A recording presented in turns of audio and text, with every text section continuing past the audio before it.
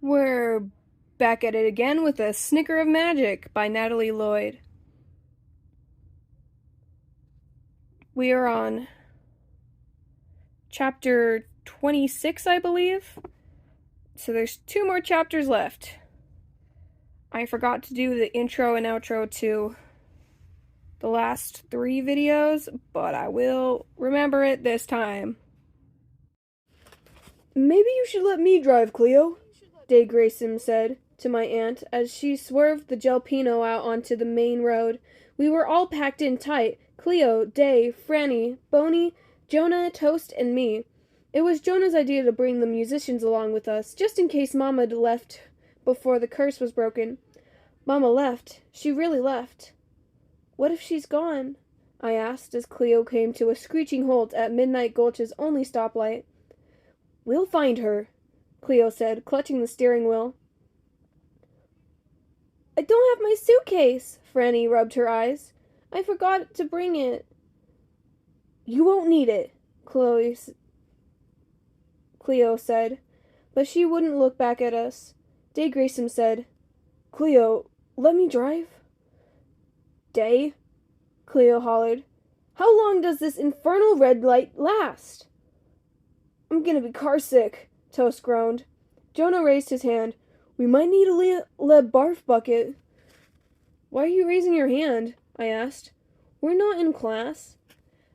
Booney popped open the way back window with his elbow so Toast could get some fresh air. Holly walked, so she can't be too far off, right, Cleo? Trade seats with me, Day said. I get nervous when you drive. Everybody hush, Cleo scolded. Especially you, Day Grayson. If you don't like my driving, you can walk. There! Franny yelled as the Jalpino squeaked to its way onto Main Street. Mama was painting the gallery. That's what I figured, Cleo said. The Jalpino bumped up on the sidewalk near Abigail Honeycutt's bench. Cleo pushed her door open at the same time Day Grayson reached down to shift the gear into park. Because Aunt Chloe had forgotten, as usual. Let me go see her first, I said. I'll make sure everything's okay. I scrambled across the street, yelling her name. Mama! When she spun around and I noticed 3 things. First, I noticed that she'd been crying. Her eyes looked red and glossy. Long, inky rivers of mascara rolled down her face. But she looked pretty that way. She looked painted that way. Second, I noticed she was holding one of her old paint brushes. She'd been doing detail work. And third, even through her tears, I noticed she was smiling. I flew at her. I launched my arms right around her waist, and she wrapped her arms around my shoulders. Did you see the shadows? My throat burned the way it always does when I'm trying not to cry. Did you hear the music at the end? The chords aligned and the curse is over. Did you? Shh, Mama cooed against my hair. I don't know what shadows you're talking about. I was about to holler across the street to Booney and Toast and tell them to fire up the music, but then Mama tilted my face up so I was looking at her. So she was looking right into my eyes. She said, I heard you. As soon as I heard you start talking, I figured out how to fix the gallery. I figured out how to fix lots of things. Let me finish this, Felicity. And then, I whispered. And then we'll talk, she promised. But first I need to finish this, alone. I'll keep you company, Cleo said, shuffling up the sidewalk. Day and Booney said they'd take the kids for ice cream. I'll stay here with you. Mama finally let go of me and turned back to the gallery. I'll be here a while. Cleo nodded. That's fine. I got my soap operas set to record. Go on, Felicity. I'll come get y'all when she's ready to unveil the masterpiece. I was just about to argue when I caught the flicker of a yellow ribbon out of the corner of my eye. I glanced across the road to Abigail Honeycutt's bench. Florentine. Florentine? I must have looked half crazy as I ran across the street, because Florentine raised one eyebrow. I don't know what's got into you, she nodded across the street. Don't know what's got into your mama, either. But I can see already that your mother ain't talented. She is gifted. There's a difference, you see. By the time she's done, that wall's gonna be something special. But I know it, I said. And speaking of special things, I took the locket off my neck. I could hear it chiming even as I closed my hand around it. Jell Pickett told me about your people. Did you know we had his story? Did you know we had some history in common? Yeah, I figured it out, Florentine nodded. I figured everybody's got history in common if you go back far enough. A curse ain't such a great thing to have in common, though, so I didn't bring it up. We're not cursed anymore, I said. Joel told us Isabella took something that didn't belong to her and left a perfect memory in its place. She says that's what you came here looking for. I don't think you have to look any further. I think this is Isabella Thistle's perfect memory.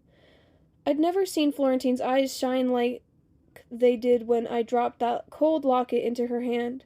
Florentine locked her fingers around it, and I locked my hand around her hand. The locket made her finger bones cold. The story's too long to tell right now, I said quickly, but the music made it open. How about that? Florentine's voice crackled. When you open that locket, you'll see something splendidly. Florentine lifted her fingers one at a time and stared down at her reflection in the locket. I figured she'd want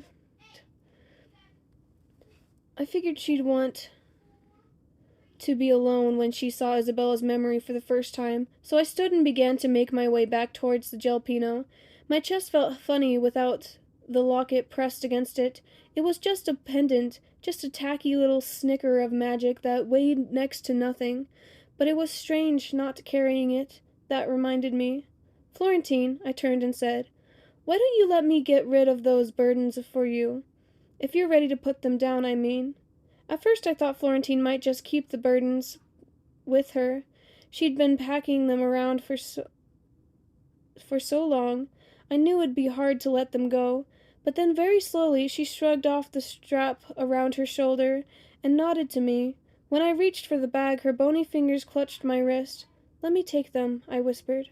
Enjoy your perfect memory. The pickled jalapeno was full of happy chatter as Grove drove us towards the Dreamery Creamery. He turned on the radio and turned up the volume of a Bob Dylan song about a tambourine man. Boone and Toast both sang along and plucked their instruments. Franny Joe dozed against my side. On my other side sat Jonah, nervously wringing his hands. Go ahead, he whispered. Open the bag. What if I set those burdens loose in the van? I whispered back. That's worse than spiders. Who knows what kind of magic she's got packed up in here? Jonah shrugged. Only one way to find out. I pulled back the flap and held the bag as far away from me as I could. Slowly I reached down inside. It's probably going to bite my hand off. Is it magic you feel? Jonah asked. No, I said. I pushed the bag open wide to make sure I wasn't imagining things. It's just old jars. 2 old jars, to be exact. Jars as dark as midnight on the inside. I handed one to Jonah. I wiped the dust off the other one and tried to open it, but the lid wouldn't budge. I held it so close to my face that my eyelashes fluttered against the glass, but all I could see was murky, dusty nothing. Nothing rattling around in it, Jonah said. He held the jar up to his ear. No sound of any kind. I turned the jar around, carefully examining it. That's when I noticed a yellow note taped and retaped to the front of the jar. The words on the paper were scrawled so small and so fine that I had to lean in close again to read them. "This jar's got a riddle on it, Jonah." "Mine does too," Jonah said. "And look, it's the same as yours." I snuck and took to do some good, to make a way for peace to find its silent, shadowed, simple way back to the place it felt behind. "Oh, wrestling dreamer, don't despair. There is still magic in the air." "Felicity," Jonah whispered, "look who wrote the riddle." My heart fluttered hummingbird fast when I saw the handwriting underneath.